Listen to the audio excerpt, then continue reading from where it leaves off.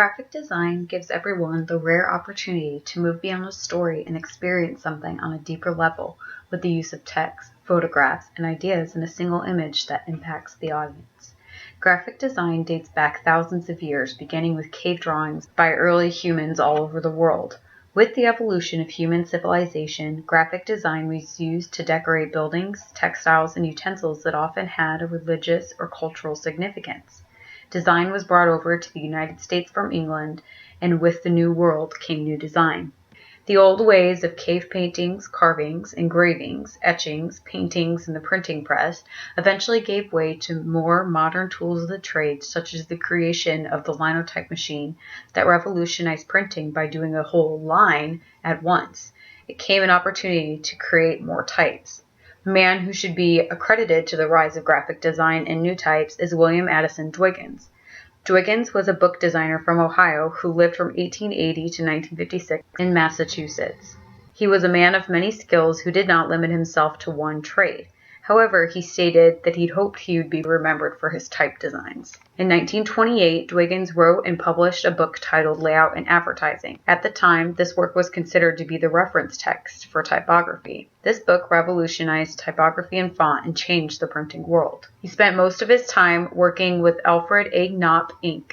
During this time, he designed a total of 329 books, 17 of which were chosen as an American Institute of Graphic Art selection to be recognized for excellence. He found such a passion with his work that he continued working until just 2 years before his death in 1956. Dwiggins is accredited with designing several typefaces for the linotype, including Electrica and Caledonia, both of which are still used today. He also coined the term graphic designer in 1922 when referring to himself and his line of work, and this term stuck and began to be used to describe anyone whose profession aligned with that of typography, calligraphy, book designs, and lettering.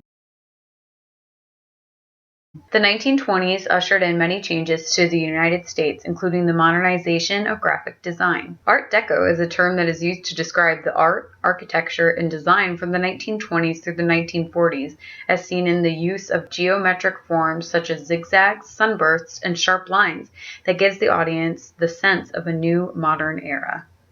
The World Wars gave designers the opportunity to rally the troops and those at home to defend the country and to keep the states running while the men were at war. Iconic images such as Uncle Sam and Rosie the Riveter posters were some of the designs to come out of this era. As the wars ended, many graphic designers immigrated to the United States and brought their new ideas that shaped post-war American art and design.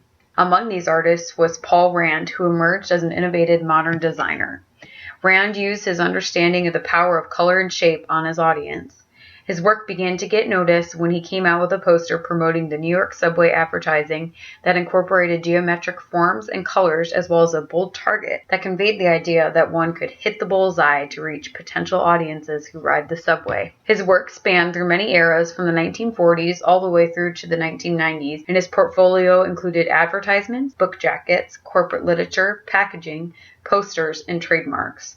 Among his most notable work were his corporate image projects, where he designed the logos of IBM, ABC Television, and UPS. Rand contributed to the new movement of graphic design in the United States that led to the many iconic designs, particularly in the 1960s to the modern age. In the 1960s, there was a drug called psychedelia, which caused side effects such as hallucination and distortion of perception. Many graphic designers tried to capture this vision in their own art. For example, formerly trained designer Victor Moscato used the concept of seeing vibrating colors to create the psychedelic effect in many of his pieces. This type of visual art was a counterpart to the music and revolutions that were taking place at this time. This type of design was used for the civil rights movement, the women's rights movement, and the anti-war protests. Along with the vibrant colors that drawed the audience in, fists, doves, and funky typography gave these posters a unique style. Following this psychedelic style was the optic art trend, which is a style that falls under abstract art that relies on geometric shapes, lines, and colors to create illustrations for the viewers. This gained a lot of popularity along with the creation of pop art, which was one of the United States' major artistic movements of the 20th century. It attempted to break down the barriers between old-fashioned art and bring in the new contemporary culture. As the current age came rushing in, computers continued to enhance the graphic artist's work. New effects, techniques, and styles are now accessible to the masses, and programs such as Adobe softwares have made image editing cheap and easy to use.